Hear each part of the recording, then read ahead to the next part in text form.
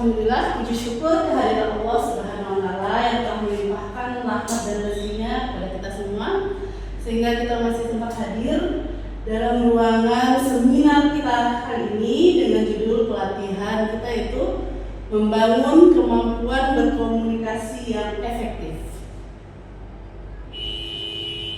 Adapun elemen-elemen dari membangun kemampuan berkomunikasi yang efektif itu ada 4 elemen.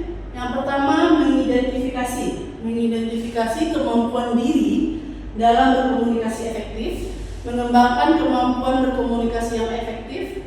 Yang ketiga, mempraktikkan komunikasi yang efektif sesuai standar, dan yang terakhir adalah melakukan evaluasi.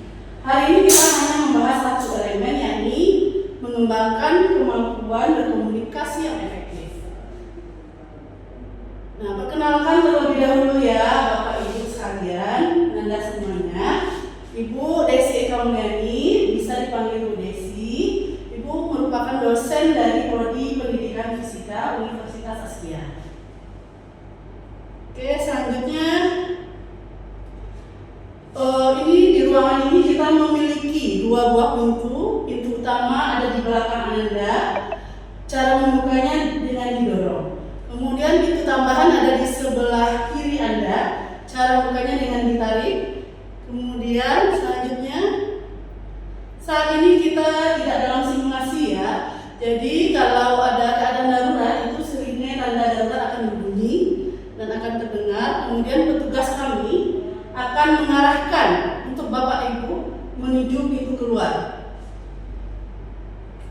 Kemudian, dan bila terjadi kebakaran, jangan panik dan jangan menggunakan lift. Nah, bagi Bapak Ibu yang menggunakan high heels, tolong dilepas. Berjalanlah dengan merunduk. Bila tampak asap mengarah ke Bapak atau Ibu, dan segera ikuti arah petunjuk evakuasi yang diberikan.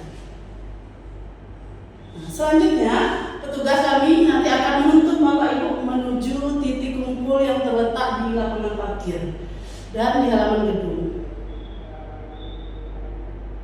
Kemudian, apabila terjadi gempa dalam keadaan darurat, Bapak Ibu bisa mencari tempat berlindung seperti meja atau di bawah kursi. Selanjutnya nanti akan mengikuti prosedur seperti di atas. Baik, kita akan absensi kehadiran.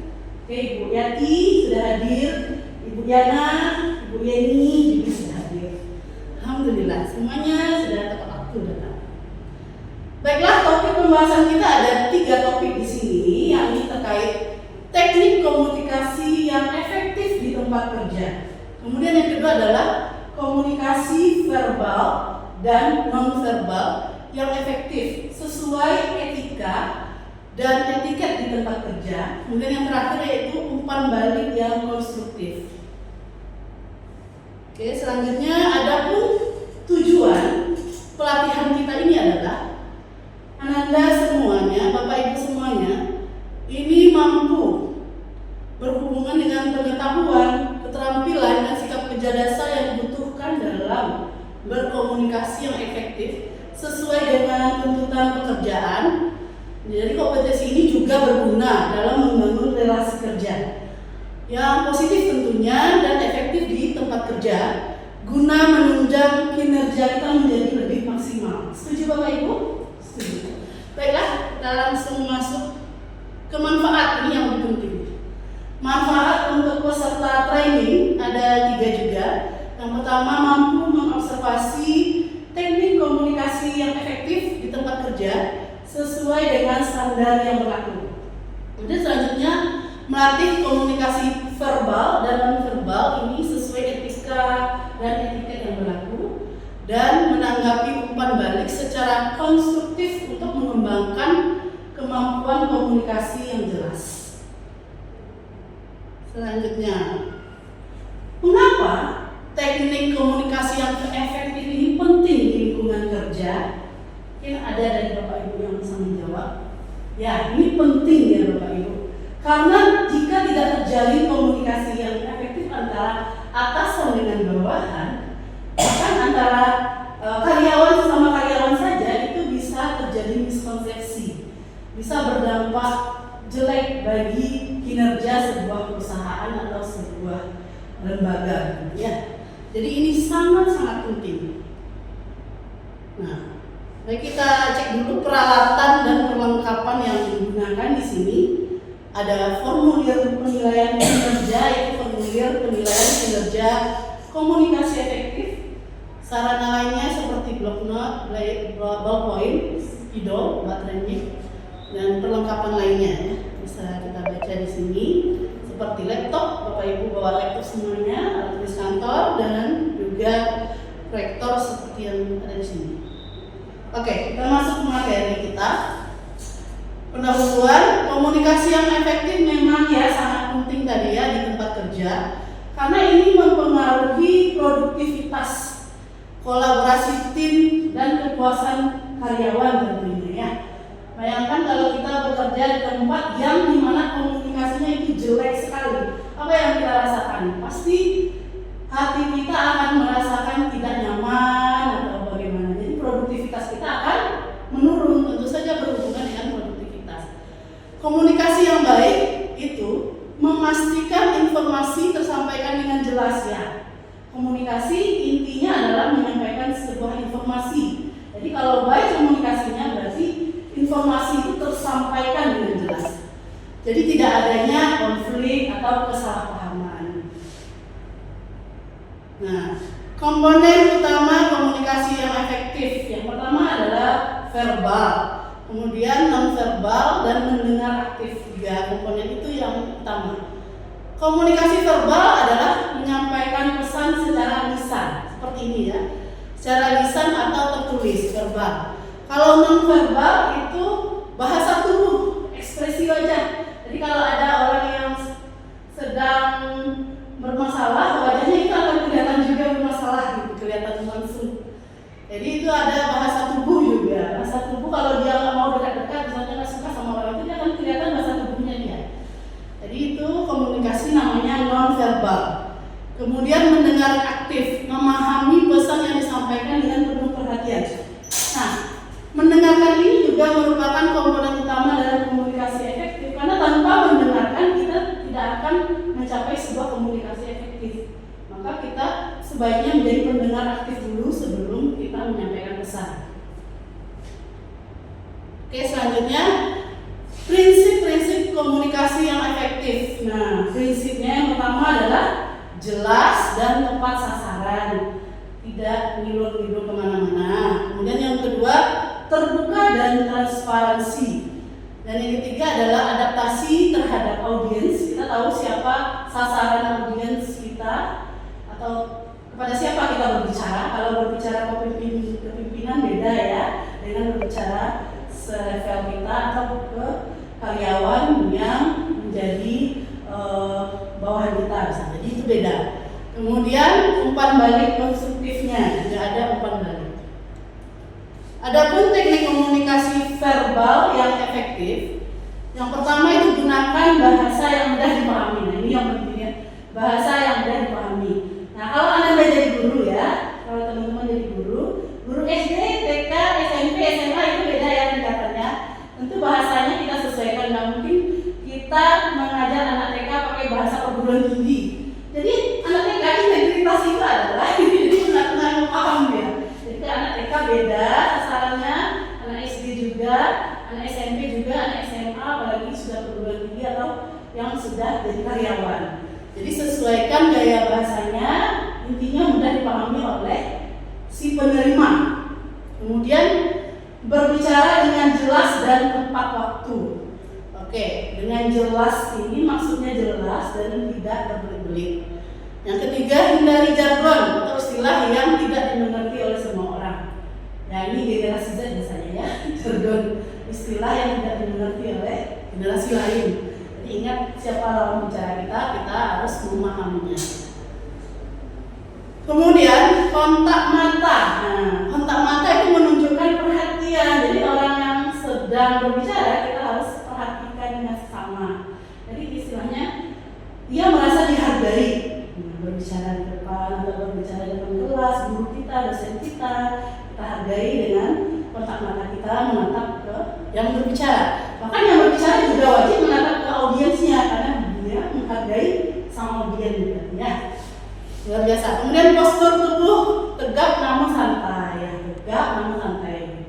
Nah itu ada beberapa orang juga yang mungkin harus memasukkan saku ke tangan mungkin karena grogi kan ya.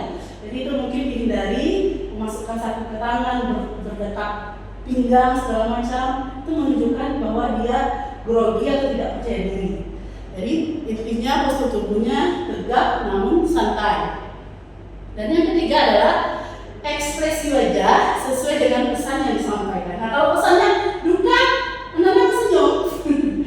Pesan saya kemarin anak saya sakit, mungkin senyum kan? Pesan duka tentu sesuai dengan ekspresinya, sedih. Kalau pesannya bahagia, kita menang juara satu, tapi anak-anak manyun, menang juara satu, nggak tersampaikan pesannya, gitu ya. Jadi kalau menyampaikan pesan itu selain dengan bahasa komunikasi, tapi gestur tubuh, mimik wajah itu juga bisa mempengaruhi pesan tersebut sampai ya, sesuaikan dengan emosinya. Misalnya kalau beritanya ada maling, itu tuh pesannya cemas ya, jadi ekspresinya cemas, jadi tersampaikan ke orang, jadi orang tuh merasa cemas juga, seolah seperti itu. Jadi selanjutnya, nah ini yang biasa kita kendala kita dalam komunikasi ya, hambatan dalam komunikasi di tempat kerja. Yang pertama perbedaan budaya. Itu kalau terjadi kalau di kota besar biasanya ya. Karena berasal dari karyawan itu dari berbagai daerah wilayah yang berbeda-beda suku budayanya. Kendala bahasa, budaya, tata krama, etika, segala macam itu bisa menjadi kendala dalam berkomunikasi dan bisa jadi miskonsepsi bahkan ya. Kemudian yang kedua, ketidakseimbangan kekuatan. Ketidakseimbangan kekuatan ini bisa jadi ada pimpinan, atasan, atau bahkan ya kekuatannya berbeda-beda. Ya, yang ketiga, kesalahpahaman akibat pesan yang tidak jelas. Nah ini dia, kesalahpahaman pesan yang tidak jelas dari pimpinan, misalnya menugaskan kepada karyawannya untuk melaksanakan ini. Ternyata pesannya tidak jelas sampai ke karyawannya sehingga sang pimpinan murka gitu. Jadi hati-hati dalam menyampaikan pesan-pesan ya, dalam menyampaikan komunikasi bisa jadi yang si karyawannya tidak memahami apa yang dimaksud oleh si pimpinan. Jadi perlu adanya respon kembali gitu ya. Selanjutnya umpan balik yang efektif, spesifik dan terfokus pada situasi atau tindakan. Yang kedua, tepat waktu dan konstruktif. Yang ketiga, memberikan saran untuk perbaikan. Jadi ada semacam saran yang diberikan untuk perbaikan. Next, adapun manfaat komunikasi yang efektif di tempat kerja itu banyak sekali manfaatnya. Tadi di awal sudah dibahas bahwa meningkatkan produktivitas pekerjaan dan kolaborasi tim. Yang kedua, konflik ini jadinya terurai ya. Jadi orang yang salah paham itu jadinya saling memahami mereka. Tidak ada lagi konflik di antara kita. Kemudian membangun lingkungan kerja yang positif. Nah, kita mau bekerja di lingkungan yang nyaman ya. Tidak ada konflik begini, ada kubu A, kubu B, kubu C. Ini biasanya tempat kerja ya. Jadi kalau ada komunikasi yang efektif, maka akan terjamin kelangsungan dan kenyamanan dalam bekerja. Next. Oke, di sini ada sesi praktek ya. Di sini prakteknya adalah menjawab telepon di perusahaan. Tujuannya adalah melatih keterampilan komunikasi verbal dan non-verbal saat menjawab telepon di lingkungan pekerjaan. Langkah-langkahnya, peserta berperan sebagai customer service ya, yang menerima panggilan telepon dari pelanggan. Peserta harus menggunakan bahasa yang jelas. Kalau di telepon apalagi ya, itu harus jelas. Kemudian nada suaranya harus profesional dan sikapnya ramah dalam menjawab panggilan. Gunakan teknik mendengarkan aktif untuk memahami masalah pelanggan. Kita dapat telepon dari pelanggan, kita mendengarkan aktif terlebih dahulu. Berikan jawaban atau solusi yang tepat dengan komunikasi yang singkat namun jelas. Kemudian simulasi dilakukan berpasangan dengan peserta lain ya, yang bertindak sebagai pelanggan. Nah, ini berpasangan nanti yang satu jadi customer service-nya, yang satu jadi pelanggannya. Pelanggannya nanti mengutarakan permasalahannya ke customer service-nya, nanti yang akan menjawabnya. Itu kita kita simulasi telepon-teleponan ya.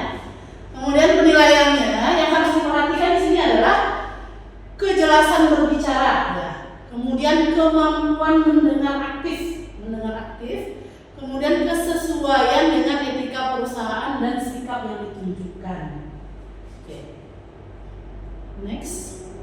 Nah, adapun sikap kerja yang diperlukan untuk membangun kemampuan komunikasi yang efektif di tempat kerja, ini ada beberapa sikap, ada 7 ya. Yang pertama adalah komitmen, mendengar aktif, empati, mau belajar, keterbukaan, analisis, dan antisipatif. Nah, ini poin yang keempat, mau belajar itu intinya ya. Next. Nah, jika ada pertanyaan dari Bapak Ibu peserta pelatihan, kami menerima dengan senang hati. Silakan kita kumpulkan dulu pertanyaan-pertanyaannya. Oke, kita next ke bagian evaluasi. Kerjakan sesuai dengan materi yang telah disampaikan. Ini yang pertama, soalnya jelaskan mengapa komunikasi efektif merupakan salah satu nilai utama yang harus dimiliki seseorang ya, bahkan karyawan ya. Kemudian yang kedua, misalnya nih Anda seorang guru atau dosen, itu memberikan kuliah dengan banyak diskusi kelompok. Selama diskusi tentu ada juga siswa itu yang tidak terlibat dalam diskusi, siswa atau mahasiswanya. Apa yang Anda lakukan untuk meningkatkan partisipasi mereka dan memastikan komunikasi efektif itu terjadi di kelasnya? Itu dipecahkan di soal evaluasi ini. Baik, selanjutnya, nah, baiklah, demikian pelatihan kita terkait kemampuan berkomunikasi efektif di tempat kerja. Adapun kesimpulan yang dapat kita tarik adalah yang pertama, mengidentifikasi teknik komunikasi yang efektif di tempat kerja, diobservasi itu sesuai dengan standar yang berlaku. Kemudian yang kedua, mampu melatih komunikasi verbal dan nonverbal yang efektif, dilatih sesuai dengan etika dan etiket yang berlaku. Kemudian yang ketiga adalah mampu memberikan umpan balik yang konstruktif untuk pengembangan komunikasi, ditanggapi dengan jelas. Oke, next. Nah, ini Bapak Ibu tugas pilih dikumpulkan selambatnya itu 1 hari ya setelah pelatihan ini. Ini ada 4 tugasnya. Jadi salah satu situasi yang pernah Anda alami dalam mengajar atau dalam mengelola mahasiswa atau siswa ya, tentang pentingnya komunikasi efektif. Nah, ada 4. Next. Oke, terima kasih banyak Bapak Ibu peserta pelatihan semuanya. Demikian pelatihan kita hari ini terkait komunikasi efektif di tempat kerja. Mudah-mudahan Bapak Ibu mendapatkan ilmunya dan dapat menerapkannya di tempat kerja, karena pentingnya komunikasi efektif ini untuk produktivitas kerja kita masing-masing. Oke, salam dari saya. Mohon maaf jika ada kesalahan. Assalamualaikum.